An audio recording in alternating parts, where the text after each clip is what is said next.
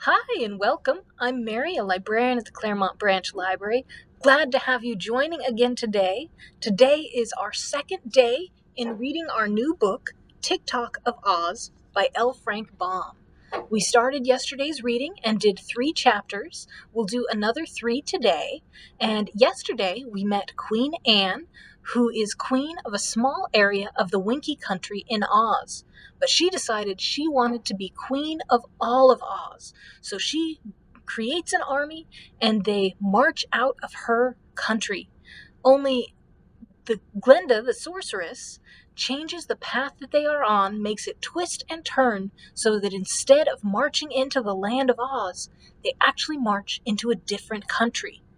In that country, they come across a rake that attacks them, and the private files saves them all from the rake. So let's go ahead and start our 3 chapters and see what happens. We're going to start in chapter 4 and meet one of our other main characters. So this is chapter 4, Betsy Braves the Billows. The waves dashed and the lightning flashed and the thunder rolled and the ship struck a rock.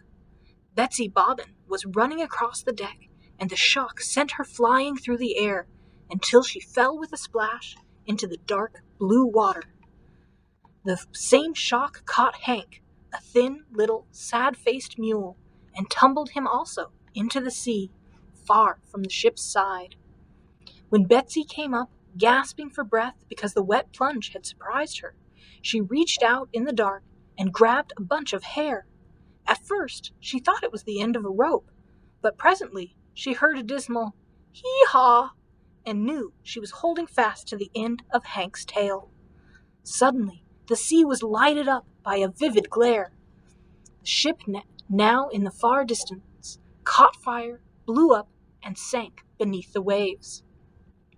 Betsy shuddered at the sight, but just then her eye caught a mass of wreckage floating near her, and she let go the mule's tail and seized the rude raft, pulling herself up so that she rode upon it in safety.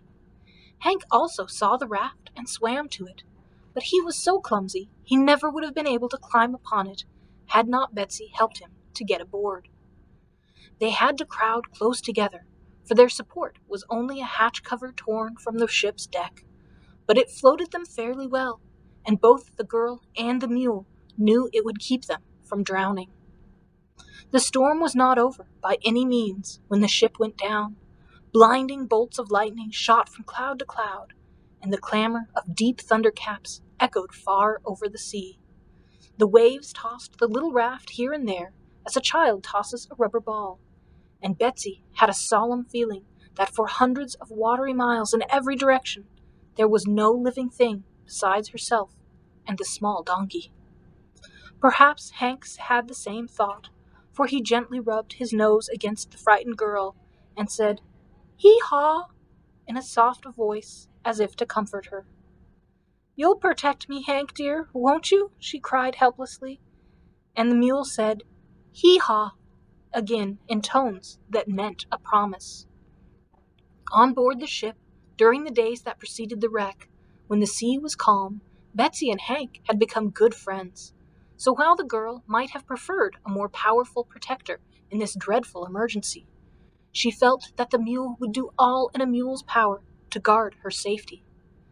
All night they floated, and when the storm had worn itself out and passed away with a few distant growls, and the waves had grown smaller and easier to ride, Betsy stretched herself out on the wet raft and fell asleep. Hank did not sleep a wink. Perhaps he felt it his duty to guard Betsy. Anyhow, he crouched in the raft beside the tired, sleeping girl and watched patiently until the first light of dawn swept over the sea. The light awakened Betsy Bobbin. She sat up, rubbed her eyes, and stared across the water. "Oh, Hank, there's land ahead!" she exclaimed. "Hee-haw!" answered Hank in his plaintive voice. The raft was floating swiftly toward the very beautiful country, and as they drew near, Betsy could see banks of lovely flowers showing brightly between the leafy trees, but no people were to be seen at all. Chapter 5. The roses repulse the refugees. Gently, the raft grated on the sandy beach. Then Betsy easily waded ashore, and the mule following closely behind her. The sun was now shining, and the air was warm and laden with the fragrance of roses. "I'd like some breakfast, Hank," remarked the girl, feeling more cheerful now than that she was on dry land. "But we can't eat the flowers, although they do smell good." "Hee-haw!" replied Hank, and trotted up a little pathway to the top of the bank. Betsy followed, and from the eminence looked around her. A little way off stood a splendid big greenhouse, its thousands of crystal panes glittering in the sunlight. "There ought to be people around somewhere," observed Betsy thoughtfully. "Gardeners or somebody. Let's go and see, Hank. I'm getting hungrier every minute." So they walked toward the great greenhouse and came to its entrance without meeting anyone at all. A door stood ajar, so Hank went in first, thinking if there was any danger he could back out and warn his companion. But Betsy was close at his heels, and the moment she entered was lost in amazement at the wonderful sight she saw. The greenhouse was filled with magnificent rose bushes, all growing in big pots. On the central stem of each bush bloomed a splendid rose, gorgeously colored and deliciously fragrant. And in the center of each rose was the face of a lovely girl. As Betsy and Hank entered, the heads of the roses were drooping, and their eyelids were closed in slumber. But the mule was so amazed that he uttered a loud "hee-haw!"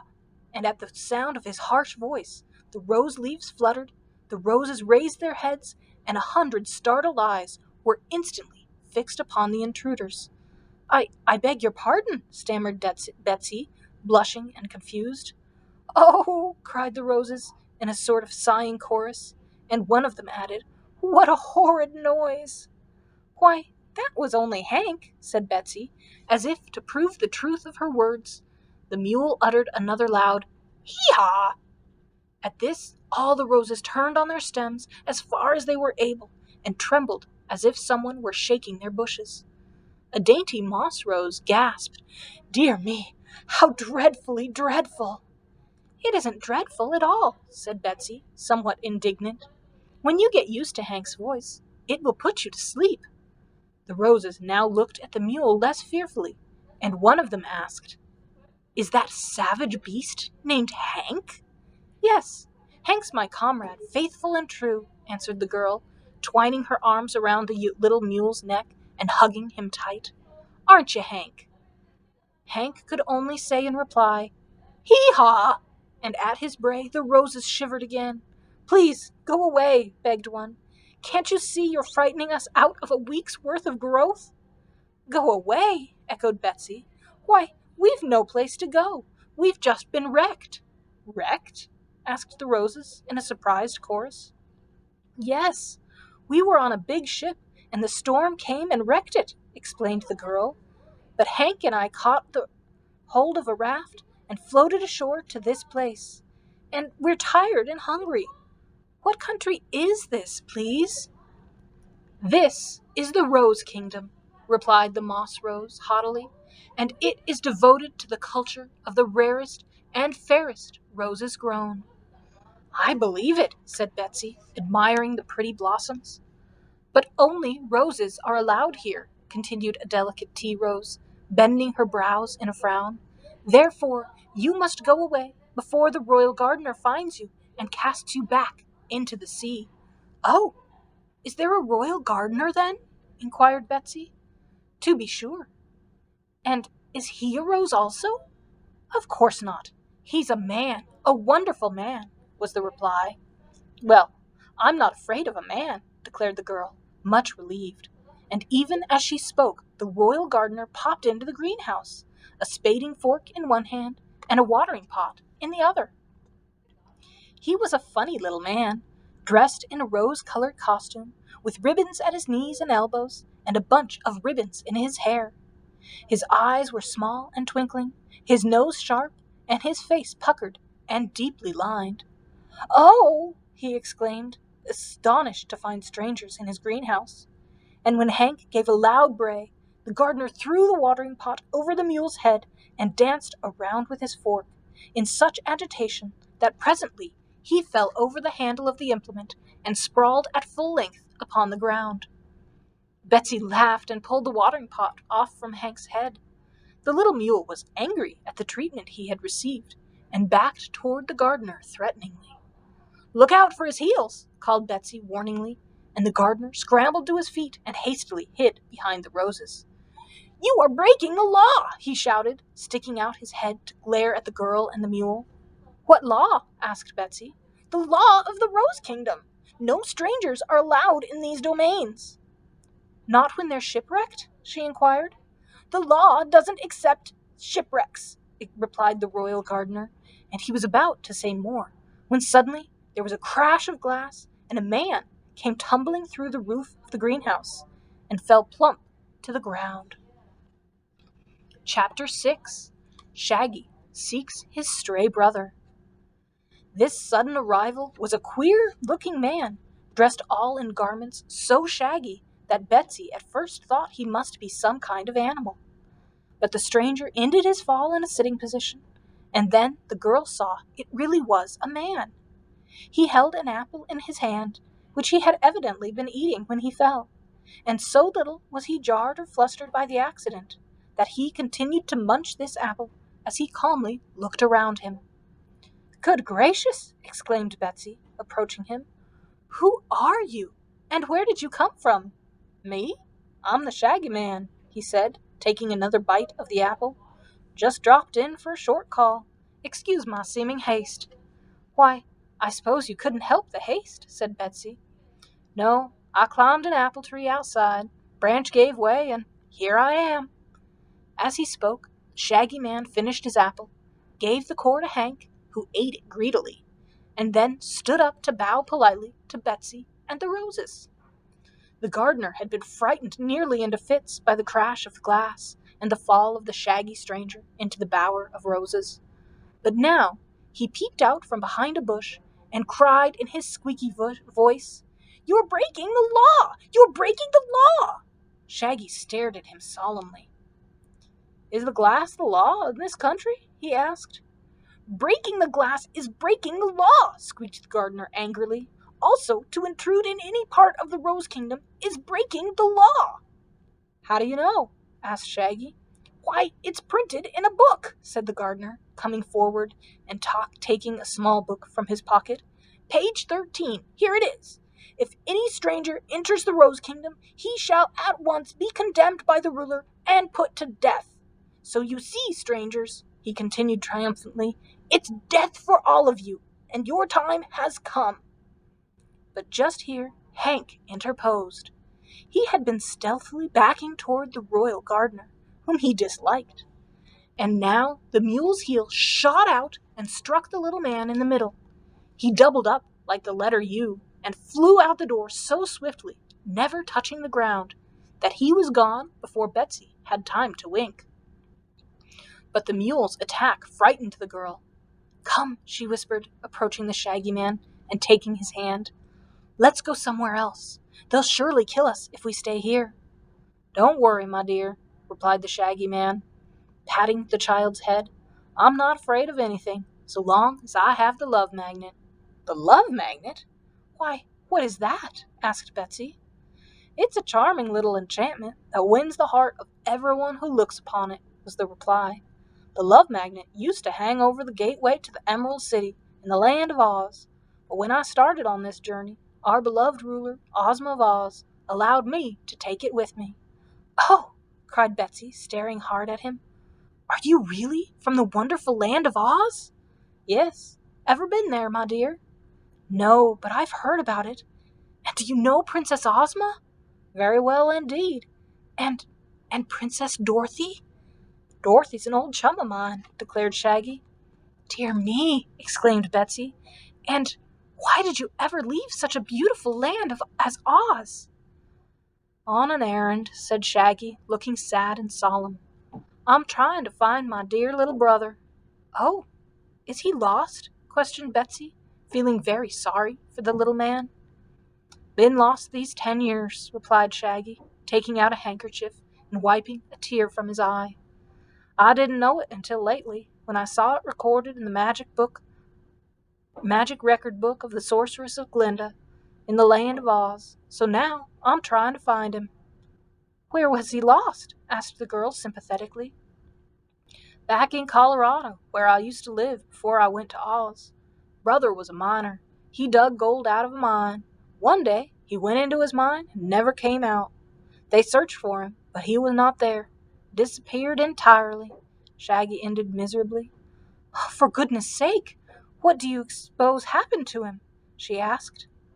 "There's only one explanation," replied Shaggy, taking another apple from his pocket and eating it to relieve his misery. "The Gnome King probably got him." "The Gnome King? Who is he?" "Why, he's sometimes called the Metal Monarch, and his name is Ruggedo. Lives in some underground cavern. Claims to own all the metals hidden in the earth. Don't ask me why." "Why?" "'Cause I don't know. But this Ruggedo gets wild with anger if anyone digs gold out of the earth, and my private opinion is that he captured Brother, carried him off to his underground kingdom. No, don't ask me why. I see you're dying to ask me why, but I don't know." "But dear me, in that case, you will never find your lost brother," exclaimed the girl. "Maybe not, but it's my duty to try," answered Shaggy. "I've wandered so far without finding him, but that only proves he is not where I've been looking. What I seek now is the hidden passage to the underground cavern of the terrible Metal Monarch." "Well," said Betsy doubtfully, "it strikes me that if you ever manage to get there, the Metal Monarch will make you, too, his prisoner." "Nonsense," answered Shaggy carelessly. "You mustn't forget the love magnet." "What about it?" she asked. "When the fierce Metal Monarch sees the love magnet, he will love me dearly and do anything I ask." "It must be wonderful," said Betsy with awe. "It is," the man assured her. "Shall I show it to you?" "Oh, do!" she cried. So Shaggy searched his shaggy pocket and drew out a small silver magnet shaped like a horseshoe. The moment Betsy saw it, she began to like the Shaggy Man better than before. Hank also saw the magnet and crept up to Shaggy to rub his head lovingly against the man's knee. But they were interrupted by the royal gardener, who stuck his head into the greenhouse and shouted angrily, "You are all condemned to death! Your only chance to escape is to leave here instantly." This startled little Betsy, but the Shaggy Man merely waved the magnet toward the gardener, who, seeing it, rushed forward and threw himself at Shaggy's feet, murmuring in honeyed words, "Oh, you lovely, lovely man, how fond I am of you! Every shag and bobtail that decorates you is dear to me. All I have is yours, but for goodness sake, get out of here before you die to death." "I'm going to die. I'm not going to die," declared Shaggy Man. "You must! It's the law!" exclaimed the gardener, beginning to weep real tears. "It breaks my heart to tell you this bad news, but the law says that all strangers must be condemned by the ruler to die the death." "No ruler has condemned us yet," said Betsy. "Of course not," added Shaggy. "We haven't even seen the ruler of the Rose Kingdom."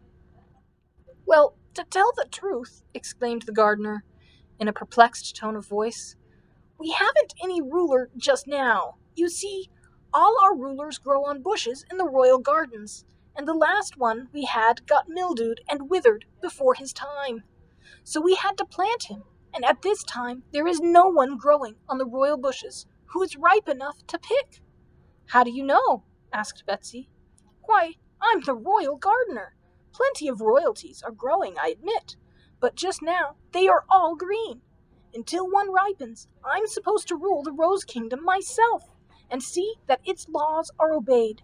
Therefore, much as I love you, I must put you to death." "Wait a minute," pleaded Betsy. "I'd like to see those royal gardens before I die." "So would I," added the Shaggy Man. "Take us there, gardener." "Oh, I can't do that," objected the gardener. But Shaggy again showed him the love magnet, and after one glance at it, the gardener could no longer resist. He led Shaggy, Betsy, and Hank to the end of the great greenhouse and carefully unlocked a small door.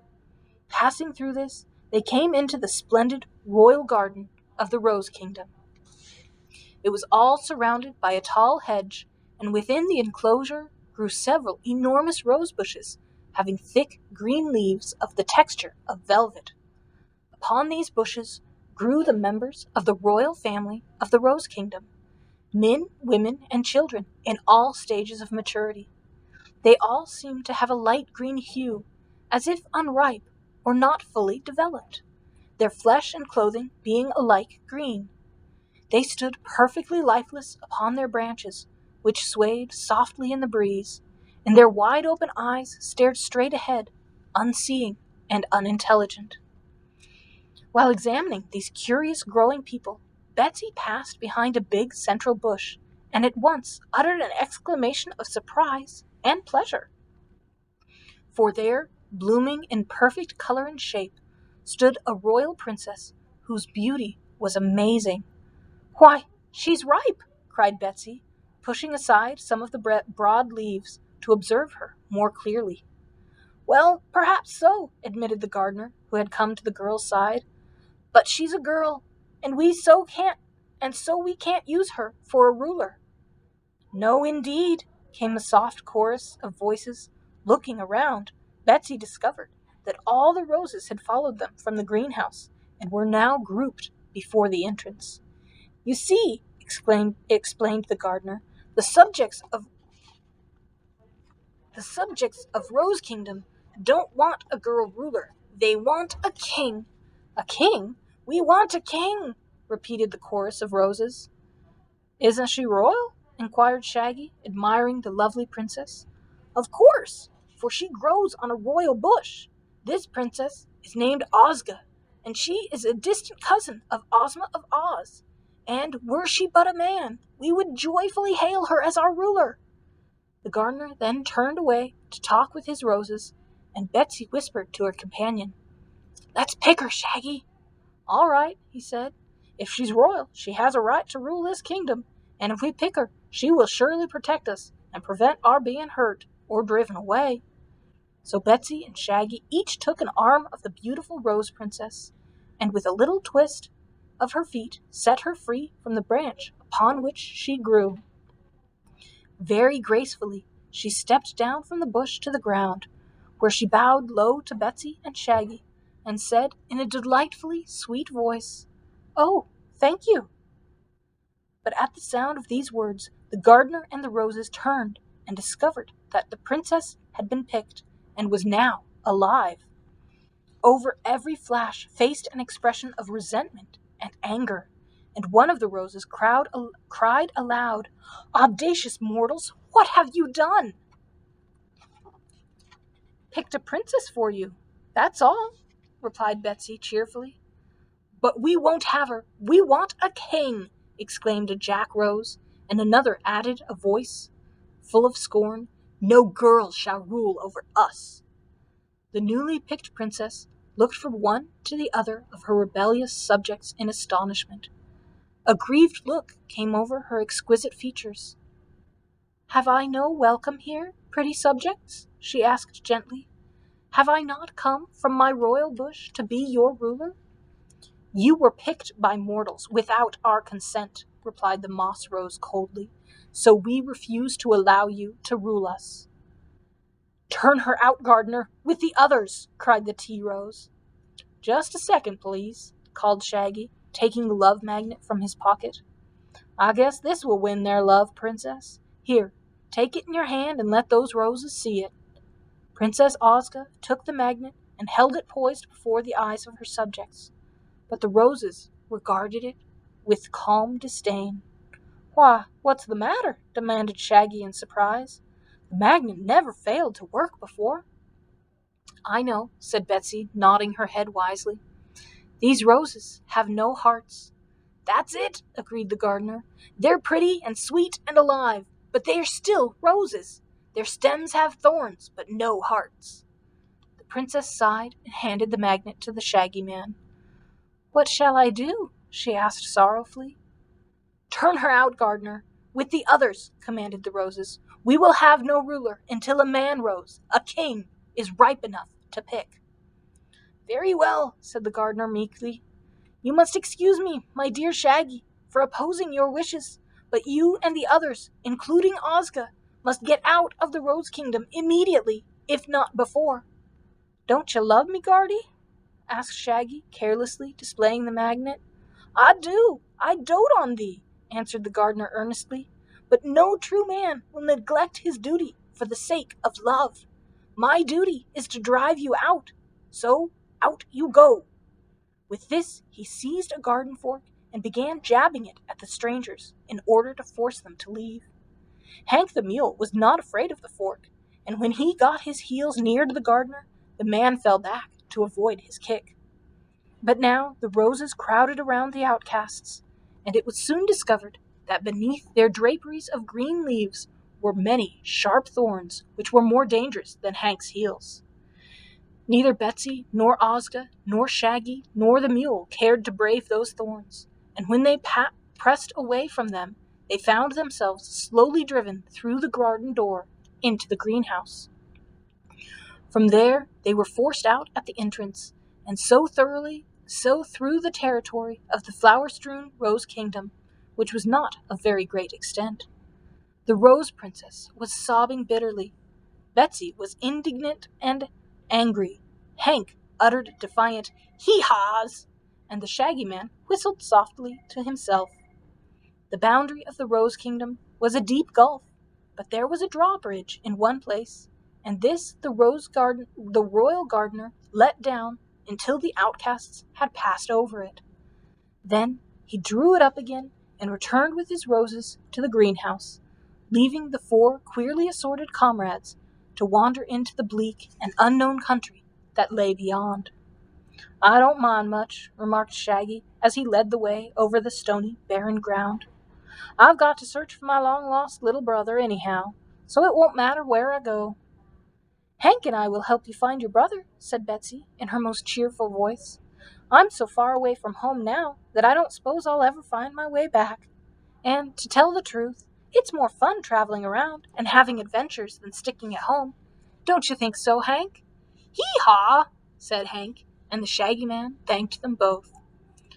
"For my part," said Princess Ozma of Roseland with a gentle sigh, "I must remain forever exiled from my kingdom, so I, too, will be happy to help the Shaggy Man find his lost brother." "That's very kind of you, ma'am," said Shaggy, "but unless I can find the underground cavern of Ruggedo, the Metal Monarch, I shall never find my poor brother." Now, this king was formerly named Rocotte, but after he drank the waters of oblivion, he forgot his own name and had to take another. "Doesn't anyone know where it is?" inquired Betsy. "Some must know, of course," was Shaggy's reply, "but we are not the ones. The only way to succeed is for us to keep going until we find a person who can direct us to Ruggedo's cavern." "We may find it ourselves, without any help," suggested Betsy. "Who knows?" "No one knows that, except the person who's writing this story," said Shaggy. "But we won't find anything, not even supper, unless we travel on. Here's a path. Let's take it and see where it leads to." That is the end of our reading tomorrow. We will have to see where that path leads on Friday. And Friday we will also meet with some characters that you might be familiar with. If you're familiar with the other books, we're going to meet Polychrome and Tik-Tok. So I hope that you will join again tomorrow for some more of the book, Tik-Tok of Oz. And I will look forward to sharing a few more chapters with you then. So I hope that until then, you have a wonderful rest of your day.